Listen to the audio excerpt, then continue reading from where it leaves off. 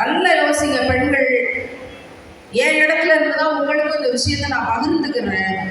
என்னுடைய முதுகை என்னால் என் கண்களால் பார்க்க முடியாது என்று இருக்கிற விஷயம் சத்தியம்னா, யார் பார்த்து நல்லா இருக்குன்னு சொல்றதுக்காக முதுகுல இவ்வளவு டிசைன்,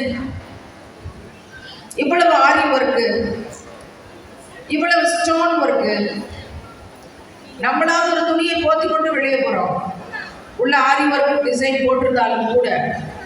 ஆனா வெளியில இருக்கக்கூடிய சமூகம் அந்த ஆரி ஒர்க் டிசைனை தான் பிரதானமாக வெளியே போகும்போது போட்டு போவாங்க. ஏன்னா மற்றவங்க பார்த்து அது அழகா இருக்குன்னு நினைக்கும் போதுதான் நம்ம கண்ணியமா இருக்கிறோம், நம்ம நாகரிகமா இருக்கிறோம் அப்படின்னு உங்களுக்கு ஒரு நினைப்பு.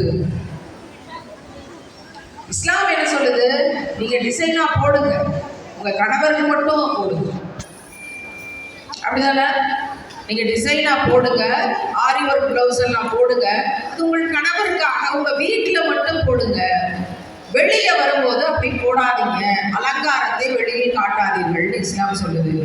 ஆனா சொல்லி பார்த்தாங்க ஸ்கூல்ஸ் காலேஜஸ்ல எல்லாம், நீங்க ஃபர்தாவிலும் எக்ஸாம் சென்டருக்குள்ள ஹிஜாப் அலோவ் பண்ண மாட்டேங்கிறாங்க. எத்தனையோ பிள்ளைகள் அப்படி ஹிஜாபை விட்டுட்டு நான் பரீட்சை எழுதணும்னு அவசியம் இல்லைன்னு பரீட்சையே எழுதாமல் திரும்ப வந்த விஷயங்கள்லாம் எங்களுக்கு தெரியும், நேரில் பார்த்துருக்கோம். எக்ஸாம் எழுதணும்னா ஃபர்தா ஹிஜாபை நாங்கள் அலோவ் பண்ண மாட்டோம் சொல்லி பார்த்தாங்க. எவ்வளவோ விஷயங்களை தடுத்து பார்த்தாங்க, ஏகப்பட்ட சூழ்ச்சிகள். ஆனா அதெல்லாத்தையும் தாண்டி இன்னைக்கு இந்த அரங்கம் நிறைஞ்சிருக்கு அப்படின்னா நம்ம ஃபர்தா ஹிஜாபோட தான் இருக்கணும். கொஞ்சம் முன்ன பின்ன இருந்தாலும் கூட ஃபர்தா ஹிஜாபை நம்ம யாரும் விட்டு கொடுக்கல, எல்லாருமே ஃபர்தா ஹிஜாபோட தான் இருக்கிறோம்.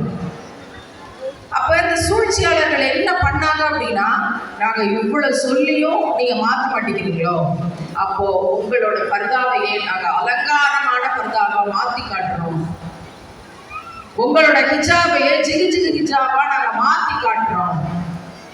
வெளியில போகும்போதோ லைட்ல இருக்கும் போதோ டால் அடிக்கும், மினுக்கும். அதுக்கு பேர் தான் அலங்காரமான அப்படிங்கிற விஷயத்தை நம்ம நோட்டீஸ் பண்றோம்.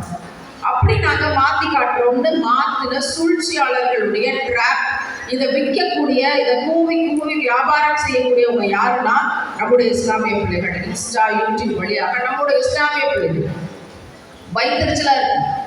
ஹதீதுகளை பேசிக்கொண்டு ஒரே பிள்ளை டெவலப் பண்ணுவான். ஒருத்தி அறியாமையில் இருக்க மாதிரியும், ஒருத்தி நபி ஸல்லல்லாஹு அலைஹி வஸல்லம் அப்படி சொல்லலை இப்படி சொல்லலை அப்படின்னு சொல்லிட்டு கதை சொல்லி ஒரு ஷார்ட்ஸ் போடுவாங்க. ஆரம்பத்துல அவங்க எல்லாம் ரொம்ப பேடுதலா, ரொம்ப கண்ணியமா ஹிஜாபோட வந்தாங்க. அது பிறகு கொஞ்ச நாள் கழிச்சு பார்த்தா லைட்டா லிப்ஸ்டிக் கூட வந்தாங்க. அது பிறகு கொஞ்ச நாள் கழிச்சு